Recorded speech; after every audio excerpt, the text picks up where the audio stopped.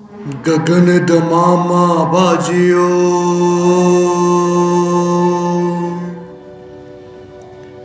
परियो निशाने काओ, खेत जो मांडियो सूरमा, अब जूझन को दाओ। सूरा सो पहचानिए, जो लड़े दीन के हेत। पुरजा पुरजा कट मरे, कभू न छाड़े खेत। वाहिगुरु जी का खालसा, वाहिगुरु जी की फतेह। आज हम जो साखी सुनने जा रहे हैं वो है भाई मुगलू जी की। कहते हैं भाई मुगलू जी का जन्म मालवे के पास पिंड डंडू में हुआ। भाई मुगलू जी बचपन से ही गुरु के प्रेमी थे, गुरसिख थे, नाम बंदगी में जुड़ा करते थे। उनका जीवन बहुत ही उच्चा और सुच्चा था। धन भाग है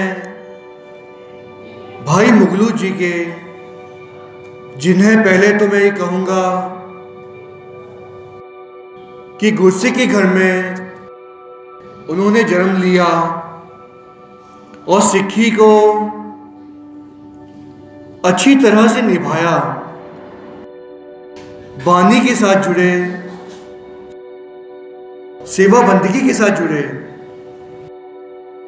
अब वो समा ऐसा था कि मुगलों की तानाशाही हिंदुस्तान में जोर पकड़ चुकी थी।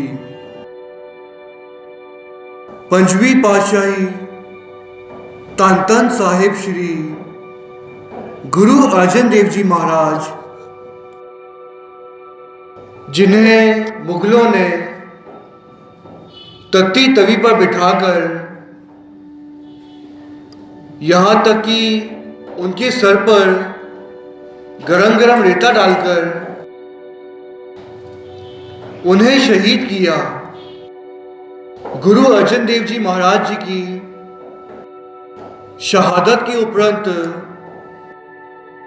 छेवीं पातशाही धन धन साहिब श्री गुरु हरगोबिंद साहब महाराज जी ने मीरी पीरी की दो कृपानें पहनी और संतों को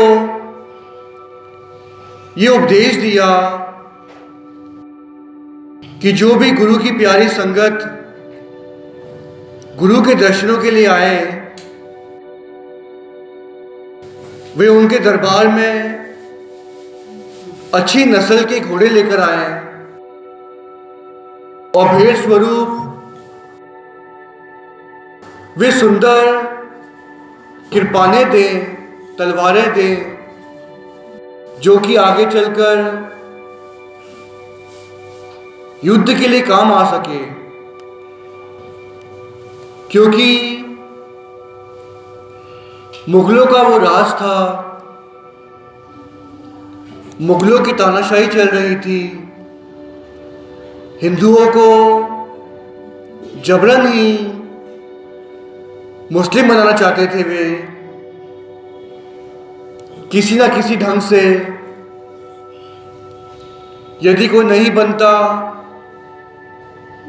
तो उनका कत्ल कर दिया जाता था, वो भी बहुत ही बेरहमी के साथ। गुरु हरगोबिंद साहब महाराज जी ने कृपान उठाई और ऐसे दुष्टों का नाश किया। कई बार ऐसे सुनने में आता है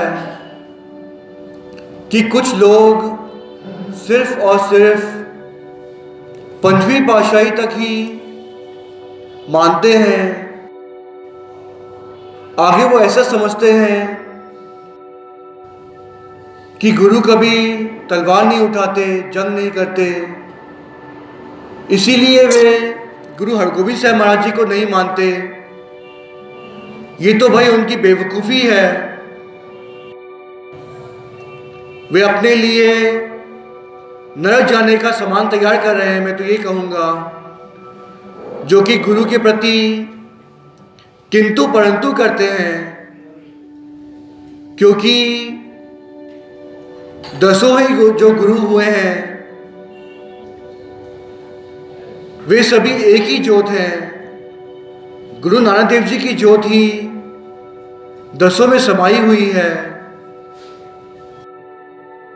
हमें सभी गुरुओं को एक समान जानना है, एक समान मानना है। यदि हम किसी भी गुरु पर किंतु परंतु करते हैं तो वो हमारी मूर्खता है। गुरु पर तो हमें ब्लाइंड फेथ करना है। गुरु साहब जी ने जो कह दिया वो अटल है, वही सही है। क्योंकि मनुष्यों की भलाई के लिए, सृष्टि को तारने के लिए, संसार को सही राह बताने के लिए ही 10 गुरु साहेब संसार में आए। और आज गुरु ग्रंथ साहब महाराज जी, जिसमें गुरु नानक देव जी की ही ज्योत है, उन्हीं की ज्योत है। हमें कभी गुरु ग्रंथ साहब महाराज जी को भी एक किताब नहीं समझना जैसे कि आम किताबें होती हैं। ये तो हमारे गुरु हैं। गुरु नानक देव जी की ज्योत ही आज गुरु ग्रंथ साहब महाराज जी में विराजमान है। जो इस बात को समझेगा, गुरु के लड़ लगेगा, गुरु के चरणों में अपना तन मन धन अर्पण कर देगा, वही भवसागर से पार लगेगा। और जो मनुष्य गुरु पर किंतु परंतु करते हैं, उंगली तक उठा देते हैं कि ऐसा क्यों हुआ, ऐसा क्यों नहीं हुआ, ऐसा होना चाहिए, मैं तो ये कहूँगा, क्या तुम्हारी बुद्धि गुरु से बढ़कर है? क्या तुम परमात्मा से भी बड़े हो गए? अब ये बुद्धि भी तुम्हें, जो तुम सोच सकते हो, समझ सकते हो, जान सकते हो, बूझ सकते हो, ये बुद्धि भी तो तुम्हें परमात्मा ने ही दी है। और तुम इतने बड़े हो गए कि आज परमात्मा पर ही उंगली उठा देते हो, गुरु पर ही किंतु परंतु कर देते हो। मैं तो ये कहूँगा गुरु की हजूरी में कि जो इस प्रकार की सोच रखते हैं, गुरु पर ही किंतु परंतु कर देते हैं, जो व्यक्ति गुरु पर ही किंतु परंतु कर देते हैं, उन्हें नरक जाने से संसार का कोई भी व्यक्ति रोक नहीं सकता। ऐसे लोगों को ही धर्मराज दंडित करते हैं, ऐसे लोगों का ही लेखा पूछा जाता है, उन्हें दरगाह में घसीटते हुए ले जाया करते हैं और उन्हें तरह तरह के तसीहे दिए जाते हैं, उन्हें नरक भोगने पड़ते हैं। तो ये समा था गुरु हरगोबिंद साहब महाराज जी का, जिस समय पर भाई मुगलू जी संसार में विचर रहे थे। जब गुरु हरगोबिंद साहब महाराज जी ने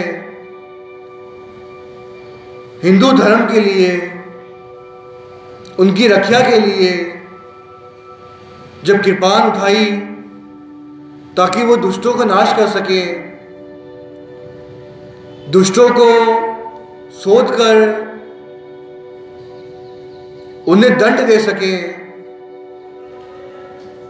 कहते हैं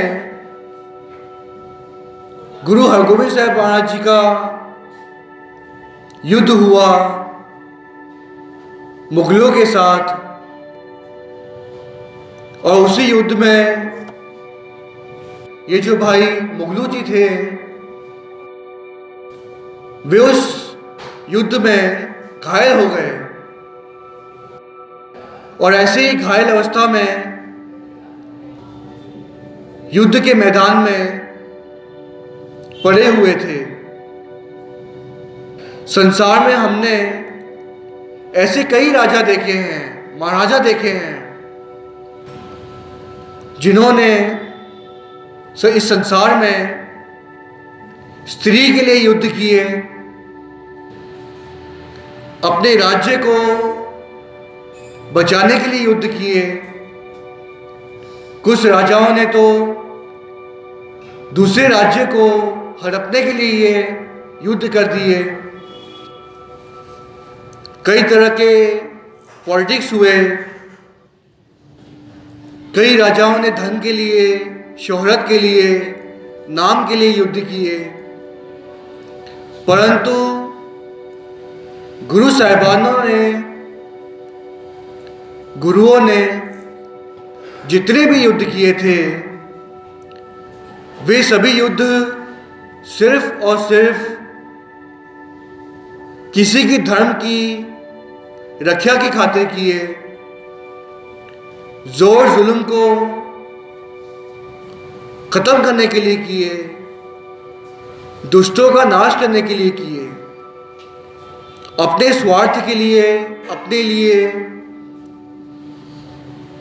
या अपने राज्य के लिए कभी किसी गुरु ने युद्ध नहीं किया था। ये इतिहास गवाह है।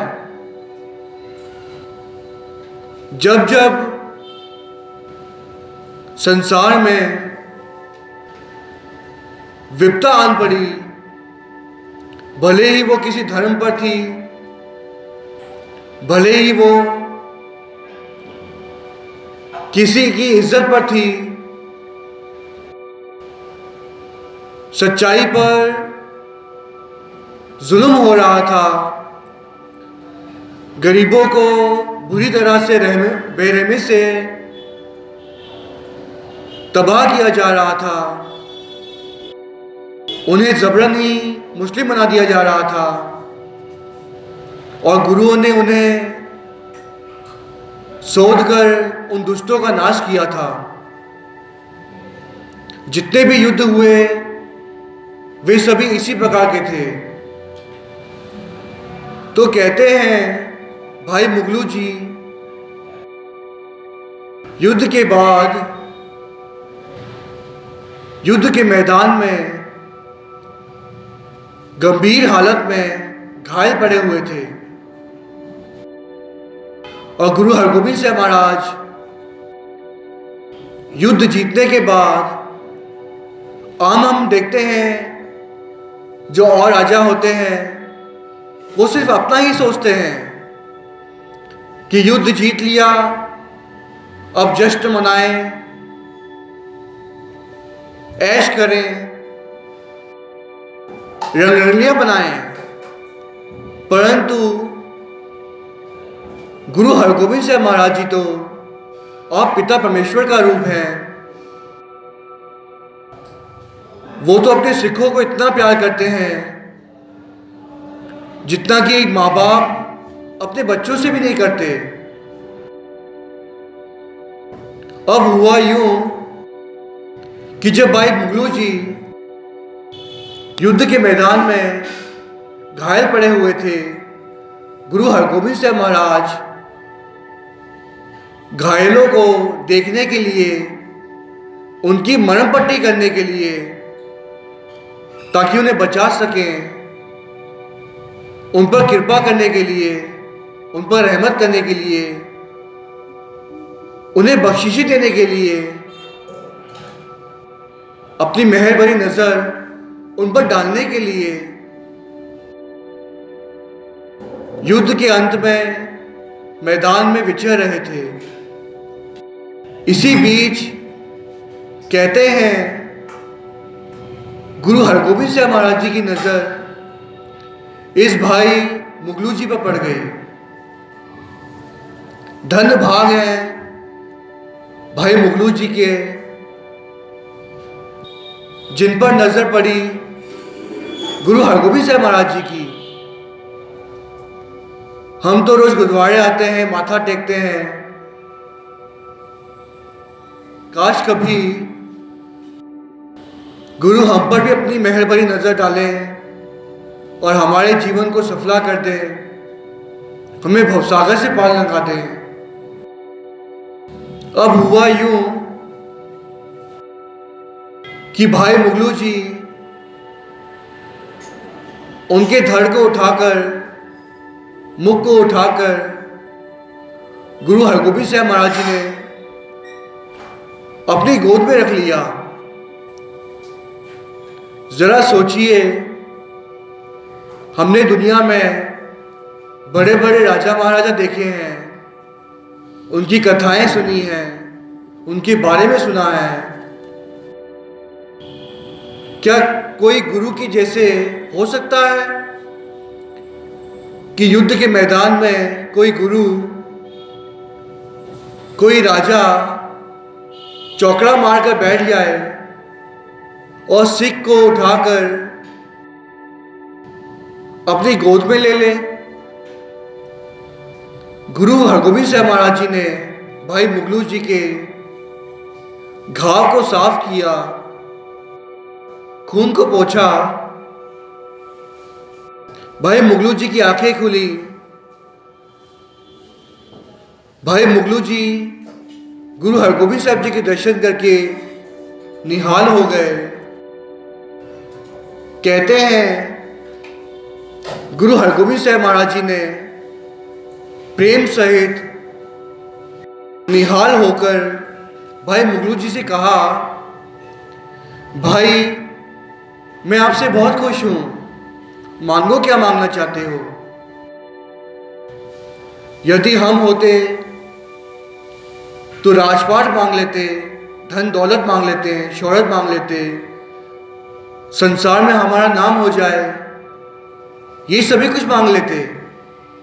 परंतु धन है भाई मुगलू जी, जिन्होंने गुरु हरगोबिंद साहब महाराज जी से कहा कि हे सच्चे पातशाह, यदि तो ये मेरे अंतिम श्वास चल रहे हैं क्योंकि मैं बहुत घायल हूं, तो मैं चाहूंगा कि आपकी गोद में ही मैं अभी इसी वक्त संसार को छोड़ दूं। और यदि मेरे प्राण बचे हुए हैं, यदि मुझे और जीना है, या यदि मैं ठीक हो जाऊंगा, तो इतनी कृपा कर दे, मुझे अपनी गोद दे देना। जब भी मैं संसार से जाने वाला हूं, आप उस वक्त मेरे पास आ जाना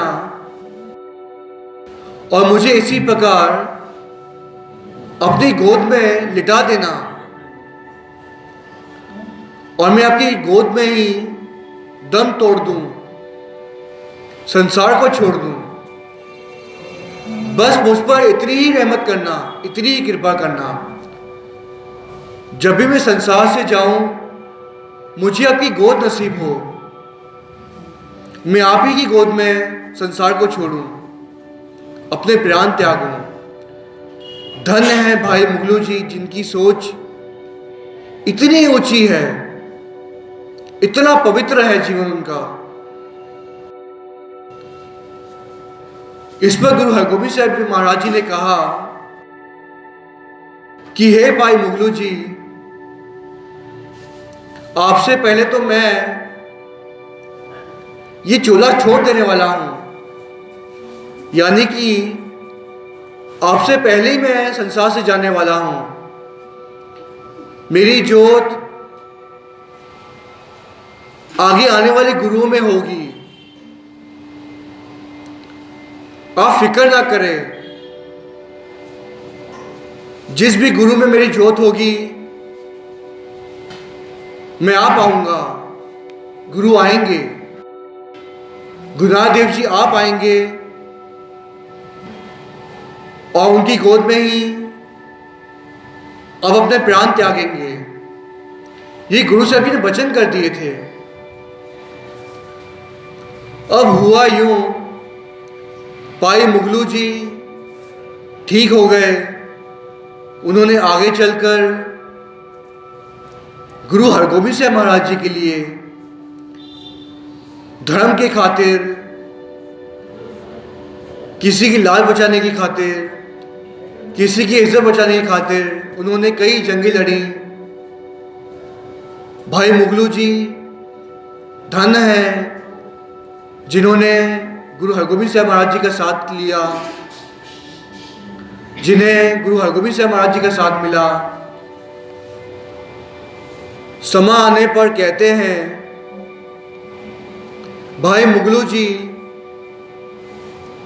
बुजुर्ग हो गए, अब वे घर पर ही भजन बंदगी किया करते, गुरु की सेवा में जुड़ते, नाम बानी के साथ जुड़ते और औरों को भी गुरु की राह बता रहे थे, गुरु की राह पर ले जा रहे थे, औरों को भी नाम बानी के साथ जोड़ रहे थे। अब हुआ यूं, कहते हैं भाई मुगलू जी का अंतिम समय आने वाला था। कहते हैं भाई मुगलू जी ने और लोगों से कहा कि आज गुरु नानक देव जी की ज्योत आने वाली है, आप गुरु नानक देव जी आने वाले हैं। ये सब बातें और लोगों ने सुनी जो उनके आसपास थे, उनका परिवार था, मित्र थे। उन्होंने सोचा कि भाई मुगलू जी अब वृद्ध हो गए हैं, तभी ऐसी बातें कर रहे हैं। गुरु नानक देव जी ऐसे यहां क्यों आएंगे? परंतु भाई मुगलू जी अंदर से जानते थे कि गुरु हरगोबिंद साहब महाराज जी ने वचन किए थे कि मैं आऊंगा, गुरु नानक देव जी आएंगे, गुरु साहब जी की ज्योत आएगी। उन्हें विश्वास था कि गुरु साहब जी आएंगे और जरूर आएंगे। अब हुआ यूं, अमृत वेले भाई मुगलू जी उठे, नामबादी के साथ जुड़े। अब उनकी अवस्था बिगड़ चुकी थी। कहते हैं वे बिस्तर पर लेट गए चादर ओढ़कर और इंतजार कर रहे थे कि मेरा अंतिम श्वास अब निकलने वाले हैं और गुरु साहब जी आने वाले हैं। काट काट के अंतर की जानत, पले बुरे की पीर पछानत। गुरु साहब जी सब कुछ जानते थे। उस वक्त कहते हैं गुरु तेग बहादुर साहब जी 9वीं पातशाही संसार में विचर रहे थे। गुरु तेग बहादुर साहब जी अपने सिंहासन से उठे और उठकर उन्होंने घोड़े की लगाम को पकड़ा। वे घोड़े पर बैठे और घोड़े को दौड़ाते हुए उस जगह पर आ पहुंचे जहां पर भाई मुगलू जी का घर था। दरवाजा भाई मुगलू जी ने खुलवा रखा था क्योंकि वे जानते थे कि गुरु साहब जी कभी भी आ सकते हैं। ऐसा ही हुआ। ये विश्वास ही होता है जो मनुष्य को तार देता है। कई बार संसार में हम गुरु पर विश्वास नहीं करते, सोचते हैं कि मेरा क्या बनेगा, क्या होगा। परंतु जब हम गुरु का नाम जपते हैं, बानी पढ़ते हैं, सेवा करते हैं, बंदगी करते हैं, तो गुरु साहब जी हमारी लाज रखते हैं। कहते हैं कि गुरु साहब जी को भी हमारी फिक्र हो जाती है। जो बंदा नाम जपता है, गुरु के साथ जुड़ता है, बंदगी करता है, सेवा करता है, उनकी गुरु भी फिक्र करते हैं। तो हे भाई, तू चिंता क्यों करता है? क्योंकि गुरु साहब जी भी हमारी चिंता करते हैं। चिंता तो हमें गुरु साहब जी पर सौंप देनी चाहिए। जिस प्रकार गुरु अंगद देव जी महाराज जी की वाणी आती है रामकली में, नानक चिंता मत करो, चिंता तिसी है, जल में जंत उपायन, तिना भी रोजी दे, औथे हट न चलई, ना को किरस करे, सौदा मूल ना होवई, ना को ले ना दे, जिया का आहार जी, खाना एहू करे, विच उपाय सायरा, तिना भी सार करे, नानक चिंता मत करो, चिंता तिसी है। हे भाई, तू चिंता क्यों करता है? गुरु साहब जी जिसके साथ तू जुड़ा हुआ है, जिसकी तू सेवा करता है, जिसकी तू बंदगी करता है, जिसके लिए तू अमृत वेला संभालता है, उसे भी तेरी फिक्र है, उस प्रभु को भी तेरी फिक्र है। तो गुरु साहब जी हमें यही उपदेश देते हैं कि हे भाई, तू चिंता मत किया कर, प्रभु आप कृपा करेंगे, आप रहमत करेंगे। तो अब भाई हुआ यूं कि गुरु तेग बहादुर साहब जी भाई मुगलू जी के घर पर पधारे और भाई मुगलू जी को अपनी गोद में ले लिया। पहले तो भाई मुगलू जी गुरु तेग बहादुर साहब जी को देखकर अति प्रसन्न हुए, बहुत खुश हो गए और निहाल हो गए गुरु के दर्शन करके। गुरु साहब जी ने कहा कि जिस प्रकार मैंने आपको वचन किया था, मैंने अपने वचन को निभा दिया है, मैं आ गया हूं। और इसी प्रकार गुरु तेग बहादुर साहब जी ने भाई मुगलू जी से कहा कि हे भाई मुगलू, वाहिगुरु बोल। और जैसे ही भाई मुगलू जी ने वाहिगुरु का जाप किया, उन्होंने गुरु तेग बहादुर साहब जी के गोद में ही अपने प्राणों को त्याग दिया और भवसागर से पार लंघ गए। धन्य है भाई मुगलू जी, धन्य है उनकी सेवा, धन्य है उनकी भक्ति, धन्य है उनका विश्वास। हमारे भी ना जाने किस प्रकार से मौत होने वाली है, क्योंकि ये संसार बने आज हजारों साल हो गए हैं।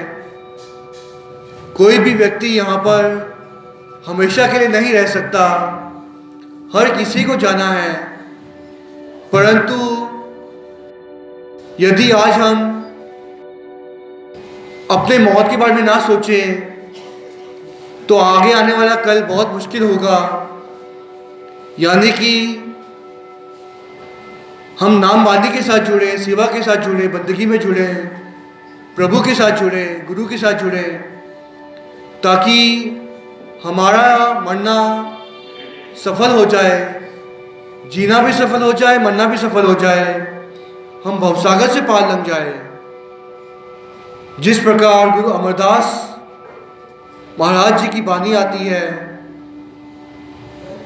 बिहागड़ा राग में, तीसरी पातशाही गुरु अमरदास साहब महाराज जी ये फरमाते हैं किया जाना कि वो मरेंगे, कैसा मरना होए। जेकर साहिब मनो न विसरै, ता सहला मरना होए। मरने ते जगत डरै, जीविया लोड़ै सब कोय। गुर प्रसादी जीवत मरै, हुक्मै बूझै सोए। नानक ऐसी मरनी जो मरै, ता सत जीवन होए। गुरु अमरदास साहब महाराज जी पंक्ति में, इस बानी में फरमा रहे हैं, हम मनुष्य जाति को समझाना चाहते हैं कि हे मनुष्य, ना जाने मनुष्य की मौत किस प्रकार होने वाली है, परंतु जिस मनुष्य को कभी प्रभु विसरता नहीं है, जो मनुष्य गुरु के साथ जुड़कर रहता है, बंदगी करता है, नाम जपता है, अमृत वेला संभालता है, उसका मरना बहुत ही सहला हो जाता है, बहुत ही आसान हो जाता है। उसे गुरु की गोद मिल जाती है, जिस प्रकार भाई मुगलू जी को गुरु साहब जी की गोद मिल गई थी। जो व्यक्ति नाम वाणी के साथ जुड़ता है, उस पर गुरु आप कृपा करते हैं। जिस प्रकार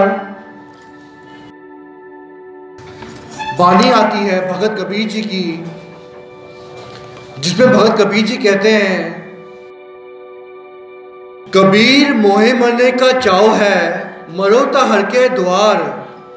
मत हर पूछे कौन है, परा हमारे बार। भगत कबीर जी कहते हैं, बस हे मनु तू नाम जपता रहे, प्रभु के साथ जुड़कर रहे, गुरु आप कृपा करेंगे। जो मनुष्य प्रभु के साथ जुड़ता है, उससे फिर मरने का खौफ नहीं रहता। जैसे कि हम संसार में देखते हैं कि हर व्यक्ति डरता है मरने से, हर कोई जीना चाहता है, परंतु जो गुरु के भगत होते हैं, गुरु के सिख होते हैं, वो तो हमेशा ही मरने के लिए तैयार रहते हैं, क्योंकि वे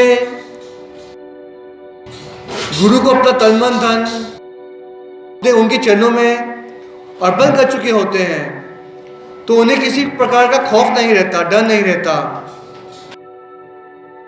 जिस प्रकार गुरु तेग बहादुर साहब जी की बानी आती है धनासी राग में, गुरु साहब जी ये फरमाते हैं, मरण लिखाए मंडल में आए, जन्म पदार्थ दुविधा खोवै, आपना चीनस परम रोवै। हे मनुख, तेरे आने से पहले ही संसार में तेरे मरने के बारे में वो तारीख, वो समा, वो जगह सब कुछ लिखी हुई है, परंतु फिर भी मनुष्य डरता है, भय में रहता है कि मेरा क्या होगा।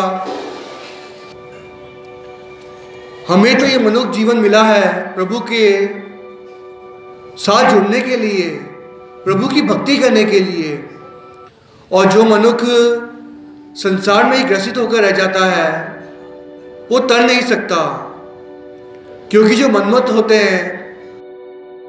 होते हैं, जो कि मन के अनुसार चलते हैं,